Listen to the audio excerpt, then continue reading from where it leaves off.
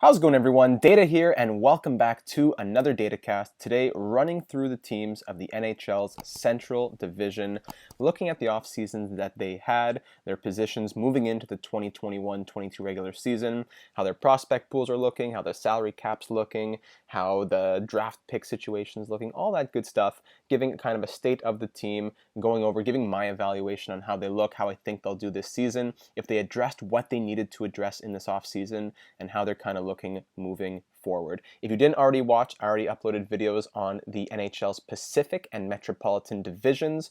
After this one, all that will be left will be the NHL's Atlantic division, the one that I'm the most looking forward to talking about. Tough with school and everything starting up to just find an hour to sit down and record and talk hockey, but I am very excited to be doing so here today. So if you are following along, whether you be watching here, I'll be running through some pages on Cap Friendly, going through the numbers. You can just sit back, listen, whatever else you're doing, treat it like a podcast, treat it like a video, inform yourselves, and let me know in the comments what you agree, disagree with, and everything else as we begin to run through these teams and I give you my honest assessments on where they are sitting moving into this next year. So without further ado, let's hop into things with the Central Division's newest team, the Arizona Coyotes. They are coming over from the Pacific Division with the division realignment due to Seattle entering the NHL as its 32nd team. Bill Armstrong, the new GM at the helm. And I'm starting it off with a bang here. I am calling the Arizona Coyotes one of the champions of the 2021 off-season. They currently sit with $12 million of cap space. They have 3 first-round picks, 5 second-round picks, and then their own 3rd, 4th, 5th, and 6th. Next year, they have an additional 3rd, and then they have Vancouver's 7th. In the year after that, 2024, they have 2 additional seconds, an additional 3rd, and an additional 4th. So that's just the next 3 years of drafts. They're already setting themselves up very well after everything that they went through where they lost draft picks due to all the fallout of various different things going on within their management and their drafting and etc., which I will not get into. It's been a really tough time for the Coyotes. And they made some moves this offseason. It wasn't just acquiring picks. They took on bad contracts. They acquired Louis Eriksson. They acquired Andrew Ladd. They no longer have Marian Hossa. Unfortunately, he retired. But they also went out and spent money where they had to spend it on some interesting pieces. Shane Gostisbehere, 2 years, $4.5 million. He's not going to be helping them to a cup this season, but it would be interesting to see if it would be something that he would want to stick around for moving forward once his team starts to turn it around in 2-3 years. And if not, he's holding a spot trying to make a contract for himself anyways.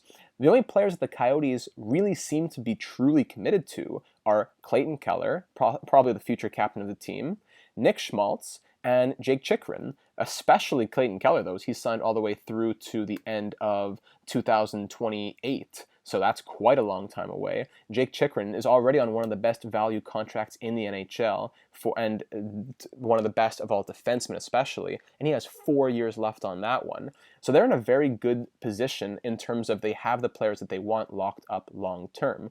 Guys like, Christian Fischer could still get locked up a little bit. Moving forward, I would want to get Connor Timmins locked up as well, and that goes into one of the best trades of the offseason as well. They got a massive haul for Darcy Kuemper. So they did lose guys to free agency: Nick Jarmelson, Jason Demers, Antti Ranta, Alex Goligoski, straight up to free agency. But they said instead of just using our starting caliber goaltender, Darcy Kuemper, on this team that's falling apart, let's dump him and get a massive haul from a team who needs a starting goalie. Colorado lost Philip Grubauer to Seattle. They're willing to pay big time. They have the prospects and the picks to do so. Bang. You get Colorado's first over here coming up in next year's draft. You have a 3rd as well in the 2024 draft. You get Connor Timmins, a fantastic defensive prospect who's already possibly slotting into your top 6. I'd say most likely slotting into the top 6. Other young prospects like Kyle Capobianco. Chychrun, is he still considered a prospect? He's one of the better defensemen in the league. I'd put him in the top 20. And, you give the start now to Carter Hutton, who obviously would probably be better served in a backup role. Arizona's been in kind of the fringe starter role where they've had Kuemper and Ranta Kemper, arguably a fringe starter with teams like Minnesota, found himself in Arizona. Ranta, more arguably a fringe starter due to his injuries. And now you get another, not even a fringe starter, but a backup in Carter Hutton. So the Coyotes are, telling the league, yeah, we know we're not really trying this year. We have a bunch of guys signed to one-year contracts like Ryan Dzingel, 1 year, 1.1. Guys who are going to try to make some money. Of course, I'm not even touching upon the Oliver Ekman-Larsson deal where they got guys like Antoine Roussel and Jay Beagle, more just people who are on expiring deals, and we'll see what goes from there. But also a fantastic haul for him. Yes, they gave up one of their better players in Connor Garland, but if he wasn't going to re-sign, give me that draft pick. Bang, thank you to the Canucks. Yes, I'll take your bad salary cap as well, Louis Eriksson. To draft what? Was it 9th overall, the pick that they got from the Canucks? And that ended up being Dylan Gunter, who just skyrocketed himself to the top of the depth chart when it comes to the prospect depth on the Coyotes. That's not even mentioning Barrett Hayton, who was drafted 5th overall a few years ago, and other decent pieces as well, like Victor Soderstrom, who's going to be a great defenseman in the NHL. They have a great prospect goaltender coming up in Ivan Prosvetov. So I think the Coyotes are in a fantastic place. They made great trades, dumping salary and players who are not going to be sticking around. Yes, they kept some salary on OEL for quite a long time. That could come back to hurt a little bit, but they have good prospects. They have a boatload, which would be an understatement, of draft picks. They have the ability to keep taking on bad salary, and they have the guys that they want to be here locked in long term. So obviously the Coyotes are not trying to do much this season, but they had a great offseason that's going to propel them that much faster towards being a contender in the coming years. So I would give this offseason this rating a grade of an A, to the Coyotes. I think that it was masterfully done by by Bill Armstrong, and he still has money left to play with if he wants to take on even more contracts and get more picks. So that's a lot to say about the Coyotes because they had a very eventful offseason. I'll stop it there, but just to say, probably their weakest position is goaltending, but not really something to worry about too much right now. Very pleased with what the Coyotes did this offseason. Moving now to the Chicago Blackhawks, who I want to say are sneaky, not just sneaky contenders for the division. I still give the division to the Avalanche for sure, but sneaky contenders to have a deep run this year. Let me explain a little bit more on why that is. Just a quick overview. They have $3 million. They're using $3 million on LTIR. They're up to the cap, so there's not much more that's going to be happening. They traded away their first and their third, but they still have their second. They have 3 additional thirds, 4th, no 5th, 2 6ths, and a 7th in the upcoming draft. They haven't mortgaged all their picks necessarily. It was the big splash with the Seth Jones deal, of course, especially that ended up having him get paid after this year's contract expires $9.5 million all the way to 2030. Feels really crazy to say that he's going to get paid until the year 2030. Of course, they picked up Marc-Andre Fleury. They made some other signings, more extensions actually, like Connor Murphy. That's a big extension, giving him 4.4. So that's a pretty big commitment. Jake McCabe's making $4 million. So here's what I got to say about the Blackhawks. Patrick Kane, still elite. Jonathan Toews coming back, that's going to be huge. Alex DeBrincat, amazing. They go out and they get Tyler Johnson, adds to the center depth, or he could even play wing. Who knows what's happening? Is it him? Is it Dylan Strome? Maybe someone's third line? Is Kirby Dach going center? Who knows? But it helps the center depth. At the very least, helps the forward depth. You got Kubalik, Brett Connolly, depth scoring, whatever, $3.5 million. So Dylan Strome, the big contracts expiring are Kubalik after this next season, Strome, and I'd say Doc, Nylander, maybe even Khrushchev, like the biggest ones that will take the biggest chunk of money that is. The Hawks are in a very interesting spot because they can tell their players, these RFA players, yes, listen, Kane and Toews, they're getting paid $10.5 for one more year after this next one. I'm talking moving into the 2022 offseason. After that contract expires, we're going to be restructuring their deals. We want them to stick around, but we want you guys to get paid and be here long term as well. So I have no concern. I would not be surprised at all. Guys like Kubalik, Strome, they take another just 1 year bridge. They get paid $2, $3, $4 million, and then the next year after that, they get their big boy contracts when Kane and Taves might be taking a step back, getting paid 7-8 million for 3 years, as opposed to these big 10.5s going to 2026 and 27. The Hawks did well to not put themselves in too much of a jam in that regard. Unfortunately, they did have to pay up when they dumped guys like Seabrook and Keith, but they are, they're still getting value out of Kane and Taves, which is very important. So I like the Hawks a lot. The moves they made this offseason, they were already a pretty strong-ish team, with Taves being out and with some holes defensively. But now add Seth Jones, who I think is overpaid, but is a good defenseman nonetheless. He's going to be back, the quarterback in that defense. They lose Adam Boquist, which is going to hurt in the long run. They have Caleb Jones. They have some good depth pieces, like guys for the second, third pair, DeHaan, McCabe, Murphy. No big guy to go with Jones. I don't think. Someone's going to slot in there. I'm not sure who it's going to be, but someone's got to slot in there. And getting Marc-Andre Fleury, I think, is the biggest statement move. Kevin Lankinen was great, and he was being backed up by the combination of Subban and D'Elia. But to have Lankinen move into that fringe starter backup role and get the reigning Vezina winner in Marc-Andre Fleury to come to the team for peanuts as well. You pay us literally just paying his salary. Got him for free nonetheless. Pretty much aside from that, with that prospect they traded for just getting bought out by Vegas, or mutually contract terminated, I should say. Mutual contract termination. So what I'm trying to say is the Hawks are not only going to be strong this season as contenders, but I think they have the possibility to make themselves move into the 2020s as a potential, maybe not dynasty type team, but perennial contender type team after they were just arguably the best dynasty of the 2010s. It's them and the Penguins, I would say. And it's pretty close. Maybe one is more than the other, but the conversation is between those two teams. It's not between 6, 7, 8 teams, I don't think.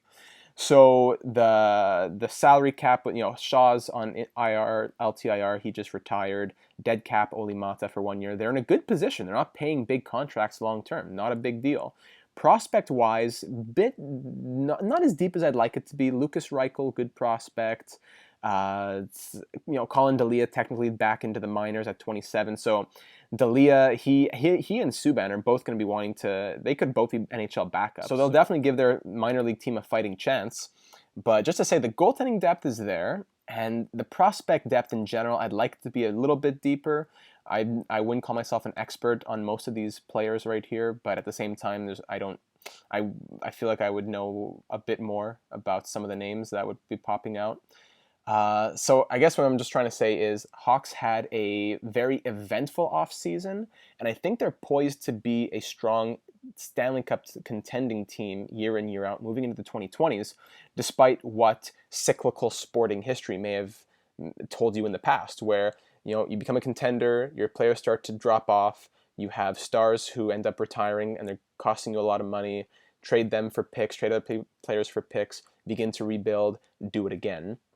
I think the Hawks are just going to completely bypass that, and they've done a sort of accelerated retooling in the background. They've got a little bit of luck with the draft picks and everything, and if you could just strike on a guy like Alex Nylander becoming to his full potential, and you have Dylan Strome continue what he's been doing, maybe Kane and Taves can become secondary pieces in the years 2026, 27, whatever.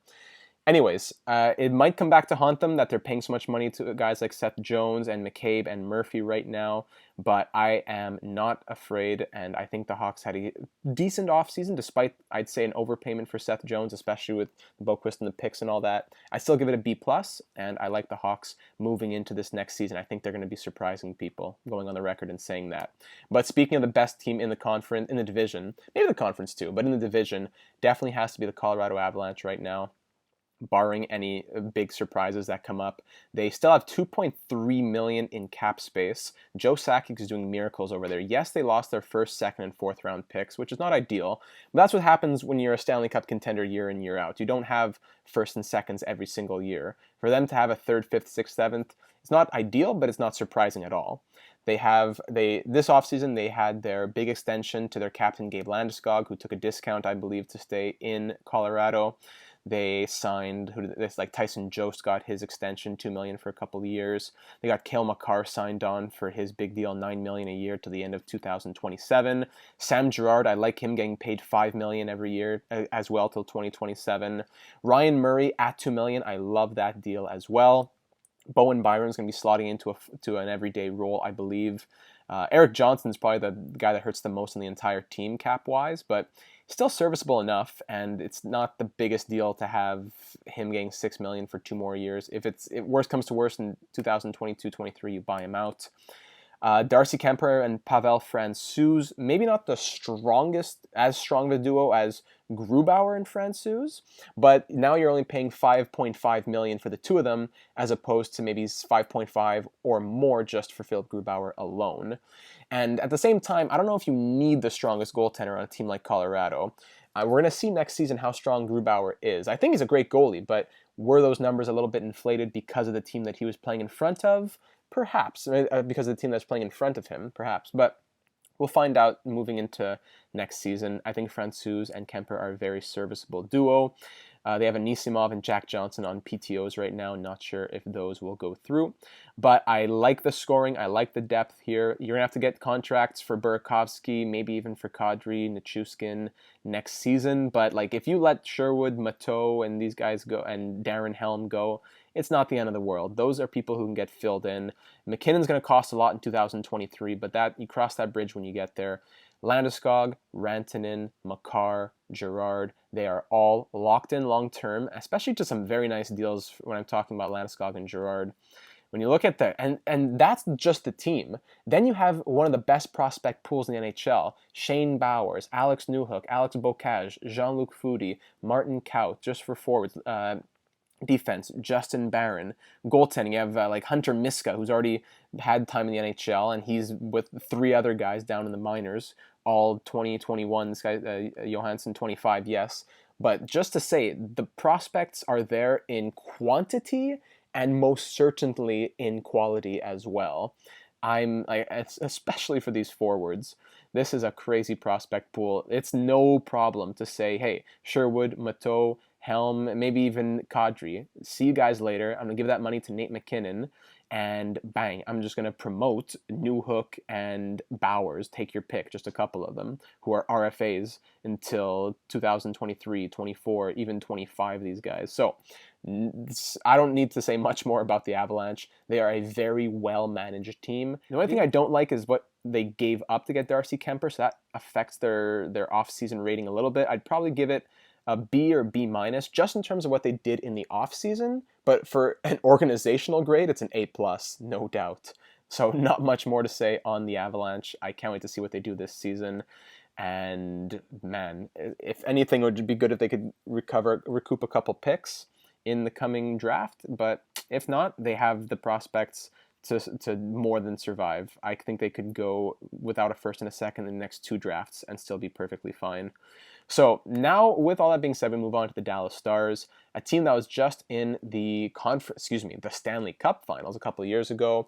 A team as well that is so well managed on the Avalanche. We moved to a team that I don't think is being managed as well right now in Dallas. So they have no salary cap. They have all of their picks. They haven't given up any of them, but they haven't gotten any either. So they have rounds 1 to 7 for the next 3 years.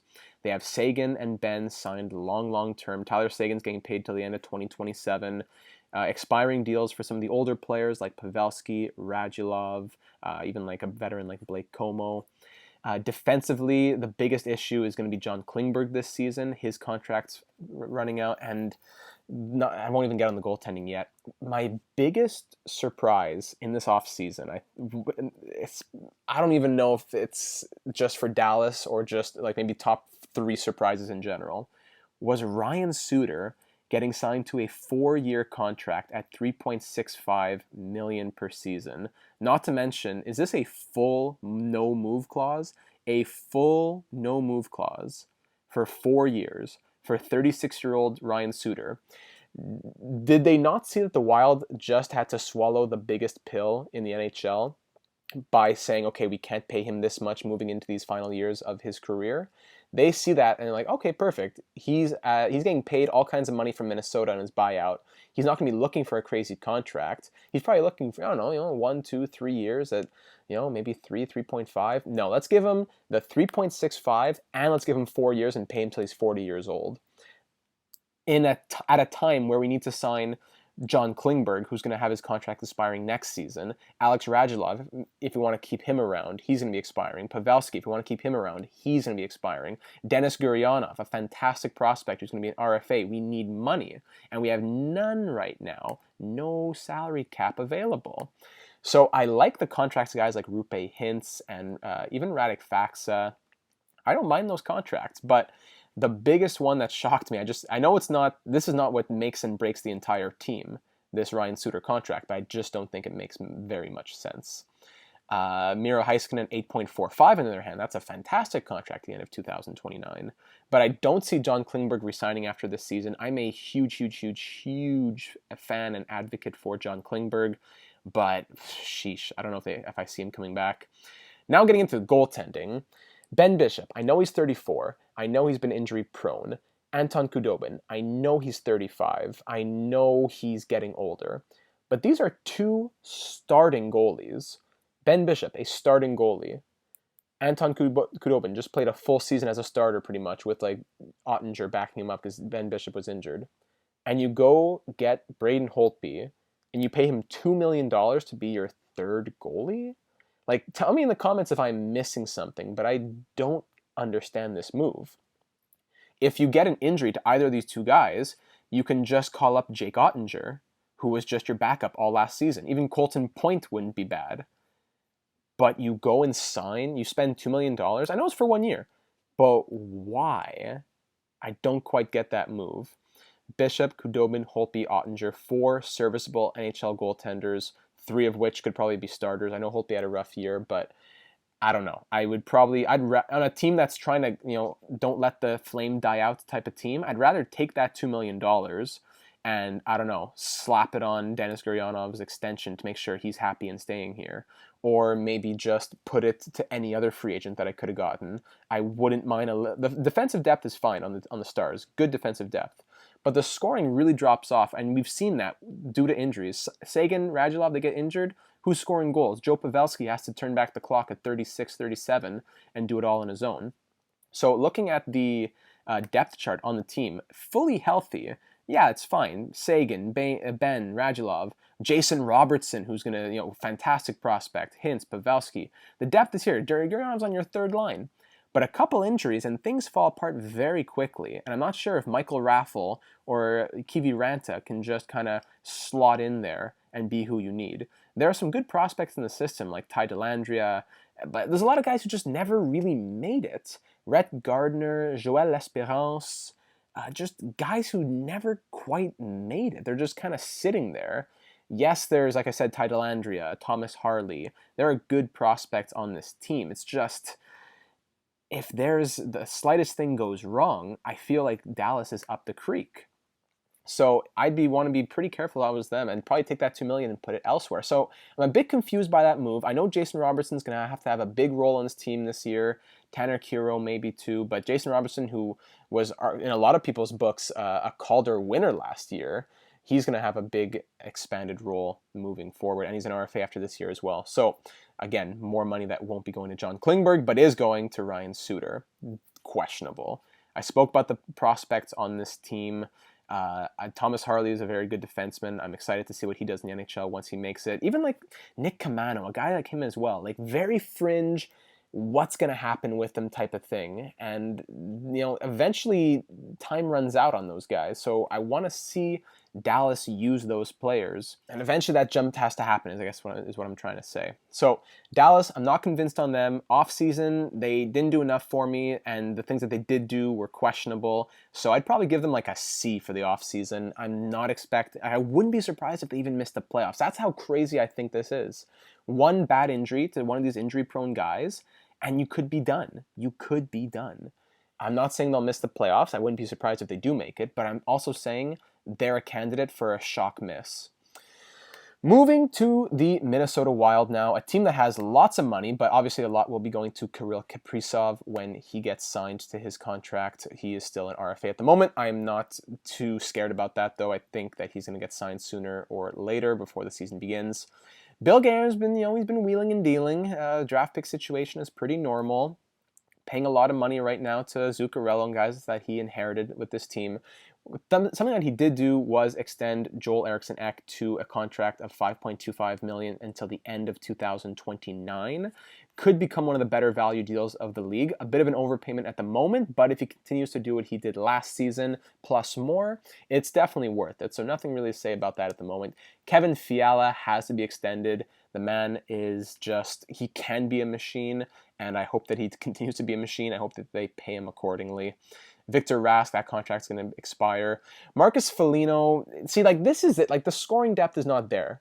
Why is Marcus Foligno getting paid 3 years, $3.1 million, and your scoring depth is what? Let me see that. Let's look at the depth chart right now on this team in Minnesota.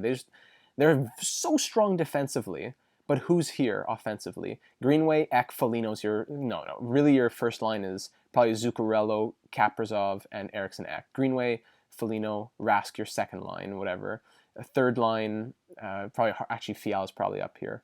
But then, Nick Bjugstad, Ryan Hartman, Kyle Rao, Nico Sturm, Frédéric Gaudreau, it's not convincing in the slightest. And even guys like Jordan Greenway playing your first line, I'm not sure if he's there yet. Foligno, a top 6 forward. Victor Rask, even a top 6 forward. These guys have been regressing. They've been going downhill, and that's okay. But it's just to say you got to replace those people. And, you have the money at the moment, but I don't quite get that Foligno contract. Defensively, like I said, the team is so strong defensively. Sturm, Brodin, Dumba, all great contracts. Well, maybe you can make some debates for how they'll be later at the end of their contracts. Alex Goligoski getting signed to 1 year, $5 million. Could be hit or miss. He had a really good season last year, 22 points in 50-some games, on pace for one of his better seasons as of late. Dmitry Kulikov's getting paid 2.2. Jordy Ben is here. Cam Talbot and Capo Kakinen, two guys who could be starters. So I'm not really worried defensively. It's saying you had the money, but I'd rather have John Merrill and Jordy Ben and take out Goligoski or take out Kulikov, take out Marcus Foligno, pay Kaprizov his $8-9 million, and then what do you have left over? $7-8 million? You could still do a lot with that. So I'm not impressed with the forward moves, I guess, and especially on a team that made such questionable buyout decisions, where their cap is being hit 4.7 this year, 12.7 the year after, and then $14.7 million of cap gone in 2023-24 and 24-25. That is going to be haunting them. So obviously, everything I'm saying, take with a grain of salt. I'm not saying go and sign someone to a 7-year, $7 million contract because they don't have the money to do that. But they could have done something for 1-2 years with the type of money that they have. And they have to say, we got to go all in this year or the year after because Spurgeon's getting up there. I have Zuccarello and Cam Talbot. I don't know. I'm not trying to say that the core of the team is aging because they're still relatively in their prime, I would say. And they're actually relatively young. But what I am trying to say is if you don't go for it now, you'll just have young players strapped by the cap in 2, 3, 4 years' time. Yes, Kaprizov will be in his ultimate prime at the age of 27, 28 perhaps, but he'll be on a team that is paying almost $15 million to two ghosts. That's the issue. Prospect-wise, two of the best prospects in the NHL are here in Marco Rossi and Matthew Boldy. Some other really good prospects as well, like when I just think of Alex Kovnov and Mason Shaw. Obviously, doing the Wild franchise mode, I know about guys like Damien Giroux or Will Bitton. But just to say, realistically, Rossi and Boldy are two of the best.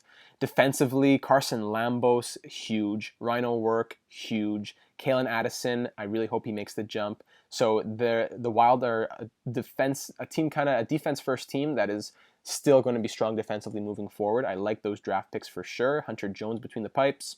So I like the future a bit more than I like the present for the Wild. Hopefully they really use those prospects on those entry-level contracts in a time where they're going to be paying $15 million in dead cap. So it's going to be a very delicate situation for the Wild moving forward, absolutely. For the offseason moves, I would have liked some more scoring depth. Like I said, I don't mind Goligoski 1 year, $5 million. I like the drafting that they did as well, going out and getting Carson Lambos. Maybe they could have gotten someone at forward, but like I said, they have Rossi and Boldy. I like the Eriksson Ek extension, so I'd probably give this offseason a B for the Wild, but I also don't think I'm necessarily penciling them in to a guaranteed playoff spot.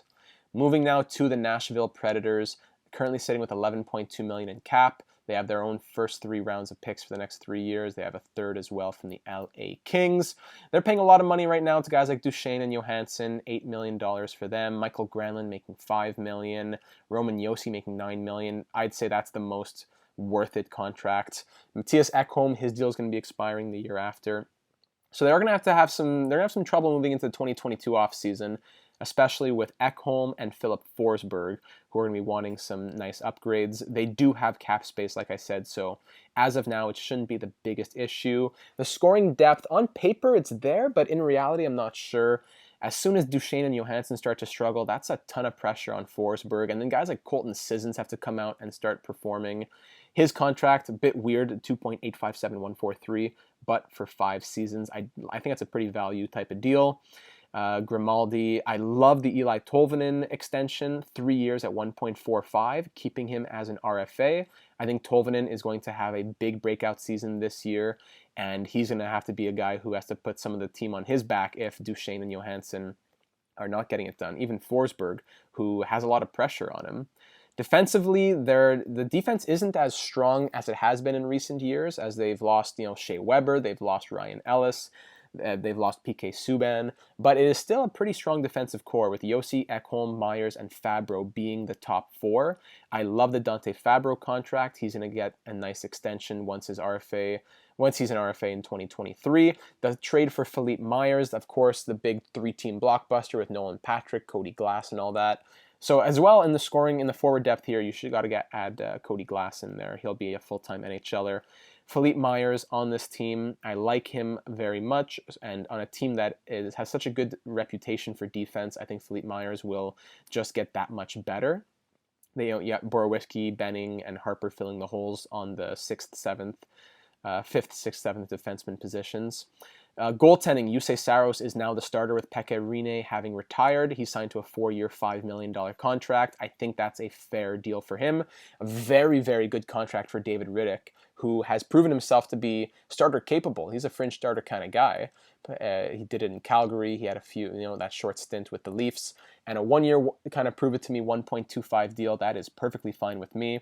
If he starts to falter at all, they can also just call up Connor Ingram, probably one of the best, if not the best, goalie in the American Hockey League.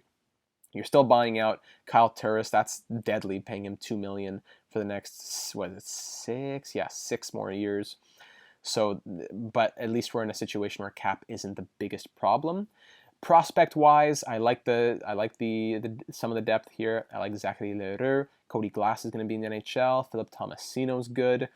Luke Evangelista, Igor Afanaseyev. Defensively, not as much there, but that's okay. Like we said already, we got Luke Prokop is one, but the defense is okay, and it's pretty young, especially with, I think, Fabro being the guy moving into the future, and now Philippe Myers by his side. But Roman Josi still has a lot left in the tank, and he is a monster. And like I said, goaltending, you got Connor Ingram as well as these 2 other guys. So Predators, man, I really hope that they're strong this season. When you think of the Predators, you think of a perennial Western Conference contender, but in recent years, they've been having some trouble, and I hope that with the moves that they made this season, which was taking, they added Philippe Myers, they extended Eli Tolvanen, they got the extension for Colton Sissons, they have David Rittich backing up Jussi Saros, who's going to have to prove himself as a starter. I don't mind the moves. I think I'd give this offseason around a B+. As organizationally, I'd probably give it something like a B+ as well. And I just, you got to use some of that salary cap, whether it be to extend your guys now or to just take on something to make a push. I don't know what the morale of the management is, if they're trying to make a push sooner rather than later, or what. Roman Josi won't be this young forever. Same with Matthias Ekholm, as he's going to be expiring. So I'd say Predators, you're not up the creek, you're not in the pits, but you gotta be wise in these coming months and year or two ahead. I don't think a playoff berth would be a big surprise. Like I said, you start to get offense from Duchesne, Johansson, Forsberg, and Tolvanen. Good, strong defense from everybody else. You're a Western Conference contender, bang. But a few things go wrong, and it could be a disaster for Nashville. Moving now to the St. Louis Blues, I think they had a very, very good offseason. Doug Armstrong made some good moves. The team currently sits with about $1.5 million in cap. They are only missing their 2nd and 7th in this year's draft. They have all their other picks. Their big move of the offseason was trading a 2nd-round pick and Sammy Blais for Pavel Buchnevich. They also went out and signed Brandon Saad. They got some extensions to guys like, who got extended? Was it Barbashev and Sanderson or Kyrou, something like these young guys getting extended. Kyrou, I believe that's who it was. Their defense is locked in. Falk, Krug, and Parayko all signed until 2027 for Falk and Corey. For Falk and Krug, and Parayko to 2030, getting paid $6.5 a year. I think that's a great value deal for what he's going to bring and what he has brought. Questionable contract in Marco Scandella, getting paid 3 more years of $3.275. But I love this front three right here of Falk, Krug, and Parayko. I know you're using 8, and 6.7% of your salary, so that brings you to, what, 22%-ish? 22.7%, right? So it's not crazy to have your top 3D making that much money. O'Reilly, Tarasenko, still to be questioned. Will Tarasenko be moving? He is paid 2 more years at 7.5. He has requested a trade, so we'll see what happens there. But Braden Shen, 6.5 to the end of 2028. These are smart contracts. Brandon Saad, 4.5 a year. Smart contracts. Pavel Buchnevich, the Rangers need to dump cap. Sammy Blais, it was sad to give up Sammy Blais, but him in a second for a guy who's going to be a top 6 scorer, whether you have Tarasenko here or not. Kyrou's coming up the ranks. He had a great season last year. Perron's going to have to get paid. The money is there to pay him, especially once you have whatever Bortuzzo and Sanford or Clifford expiring. I think Perron would be happy to sign for $4, $5, $6 million for another few years. And the goaltending, you have Binnington backed up by Husso again. He's getting paid $6 million to 2027. It's value village over here. It's the bargain bin. These guys are all signed. Maybe a bit much for today, some people may say. I'm not sure if I would argue that, but they are signed what they're worth today, and it's a big gamble in the sense that maybe they regress or maybe they continue to progress. Saad at 4.5, what happens if he scores 30 goals? That 4.5 looks amazing. Shen's your first-line center, 6.5 for those next few years, no problem. What happens if one of these 3 defensemen just are, maybe not Parayko, but what if Falk or Krug end up putting up 60 points? Is 6.5 crazy for them anymore? Not at all. So Parayko as well, he's just such a good defensive defenseman, one of the best in the league. Value village here on the Blues. I like all these guys locked in long-term at these price tags. I'm very happy with the Blues in that sense.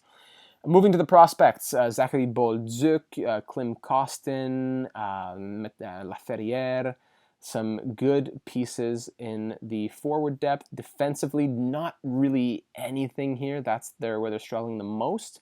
Goaltending, yeah, Ellis and Hoffer are there. I'd like to see some more defensive moves moving forward. Like I said, the top 3 are locked in, but I'd want to think about moving away from Scandella, Bortuzzo, these kind of extra pieces. Get some prospects that you can promote into the system, whether it be through trade or draft, and then use that money that you would have used otherwise on a guy like David Perron to keep the top 6 and top 9 strong. I think that the Blues are going to have a bounce-back type of season. I think they're going to be very strong contenders. I think this top 6 is bananas. Saad, O'Reilly, Tarasenko, Perron, Shen, and Buchnevich. Even if Tarasenko's not here, swap him out for someone else. It'll still be a great player. Sanford, Sundqvist, and Thomas, still a great third line. That's even putting Kyrou on the 4th line, and he's going to be a top 9, top 6 kind of player. So I think their depth is great. I think they're going to have a very strong season, and I'd put them in the top 3 of the conference with the Avalanche and the Blackhawks probably, if I had to put money on it. That's pretty much all I have to say about the Blues, because now that we move to the final team, the Winnipeg Jets, and you may be saying, well, hold your horses. I think the Jets are a top 2, top 3 team. Some people might even put them right after the Avalanche, but let's get into the Jets a little bit here. They have no cap space. Their entire LTIR is just exclusively being used by Brian Little. They don't have a second this year or next. They don't have their third. They don't have their fourth. So for a team that doesn't have picks like this, I want the roster to look a bit better. Like the Hawks gave up a lot of picks, or sorry, the Avalanche gave up a lot of picks, is what I'm trying to say, and their roster shows. The Jets, it's an interesting conundrum, because I love the Jets. I'm not trying to put them down. But for example, the Jets, their biggest issue last season, and even probably the year before that, was defense. So you say, okay, bang, 1, 2, 3, 4, 5 defensemen, their top 5D, all getting paid $3 million or more. They spend big money on Nate Schmidt. They spend big money getting extensions here. They have Dylan and DeMello signed 3 years at $3.9 million. All is well, you might say. They've plugged the holes. Now that's all well and good. The hole has been filled. But now, when you spend money like that to fill a hole, it better stay filled. If the Jets start to struggle defensively and they have all this money wrapped up in defense, $27.8 million wrapped up in all these guys, plus Beaulieu, Stanley, and Niku, you better hope that it's going to go well. I hope it does go well. But just to say that if things start going south, all 5 of these defensemen are signed for at least 3 more years. So you better hope that the moves you made are the right ones, I guess is what I'm trying to say. The pieces are here. Just I hope that they all come through. They lost their second round pick in the Brendan Dillon trade, so I'm not trying to say that the second went to nothing, that they traded their picks for nothing. Yeah, they got Brendan Dillon, very good defenseman. I guess what I'm just trying to say is I hope it all works out. That's all I'm trying to say. Pierre-Luc Dubois is going to need a new contract when he's an RFA. A guy like Paul Stastny might end up walking. Andrew Kopp's going to, you got to get him signed to a longer term kind of deal. Adam Lowry, similar guy to Andrew Kopp, he got signed to the big 5-year extension of $3.25. What I do like is that the big boys are signed, not just talking about defense, I'm looking at the offense here. Wheeler, 3 more years. Kyle Connor, very good value contract of 5 more years of 7.1-ish.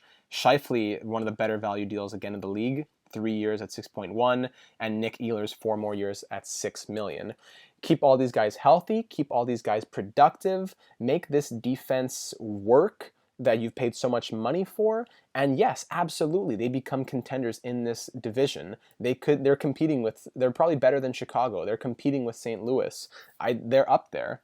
My intro to the team may have been a bit harsh, but I'm just trying to say that deep down I know this is a very good team on paper. I just hope it translates to the ice. Connor Hellebuyck, Vezina caliber goaltender, no issues there. Eric Comrie currently backing him up. Prospect-wise, one of the best prospects in the NHL in Cole Perfetti is here. You have Ville Heinola, also one of the better prospects, defensive prospects especially, and even more so offensive defenseman prospects in the NHL. Goaltending, it's pretty much dry after Hellebuyck, so not a huge issue when he's a Vezina contender year in and year out. But I guess with the money situation being as tight as it is, again, for like the 4th time, this defense has to work, because you might be forsaking contracts to Stastny, even Pierre-Luc Dubois, because you've committed so heavily to this defense. Almost $6 million on Nate Schmidt. I really hope all that works out. Modified no trade clause as well on Dylan DeMello. Nathan Beaulieu, legend, getting paid $1.25. Logan Stanley, one of the tallest guys in the league. Sami Niku. I would have preferred if guys like Niku and Stanley could have transitioned into NHL roles. They could be the 3rd pair. You take the $3 million of DeMello, $1.25 of Beaulieu. You have an extra $4.25. You can give that, $1 million to Dubois. You can give a few million to Stastny next year. $1 million extra, that being to Dubois, and then you can also spend that money wherever it might be needed. It's always nice to have a little bit of wiggle room. So that's pretty much all I have to say about the Winnipeg Jets. A bit of a harsh intro thinking back to it. Once I really started thinking about what I was saying, I'm not worried about the Jets. It's just no secret that the defense has been their biggest struggle, so I'm glad they went out and fixed it. That's fantastic. Let's just hope it stays fixed. Guys like Christian Vesalainen, hopefully he'll be taking a big step this season, even David Gustafsson. And I think the Jets, deep down in my heart, that they could definitely be a 2nd-place team to the Avalanche. They could be. At the same time, they could fall into their own old woes and struggle. But that's the same for any team. I'm starting to go in circles now, but that's the risk of any team in the NHL. So that's pretty much all I have to say here about the NHL's Central Division. Thank you for following along on today's DataCast. Let me know down in the comments what you agree with, what you disagree with, what am I spot on about, what am I totally off about. Thinking back again, I think I spent way too much time going in circles about the Jets, but thank you for listening to my ramblings. It means a lot. And if you want to hear more data casts, let me know if you like this method of videos. The next one going to be on the NHL's Atlantic Division. You can go ahead and leave a like if you did enjoy this one, and consider subscribing as well. More hockey and sports content, especially moving into the month of October, which will be when NHL 22 drops. Make sure that you are subscribed to be made aware of when all those uploads go down, as well as voting on franchise modes, which team we're going to do, etc., and what kind of series we may be having in NHL 22, as well as all the news for it when EA makes it available, commentaries on that. You can go on the channel and scroll through. There's already a commentary on the NHL's 22 gameplay trailer, etc. Links in the description for everything else you need, such as our Discord server, where we talk a lot more hockey and franchise mode, and the Twitch page as well, currently going through a series in MLB The Show 21 franchise mode with the New York Mets. So lots of things to explore on here in the channel. Hope you enjoyed today's DataCast on the Central Division, and I look forward to hearing your thoughts and seeing you all again in the next one.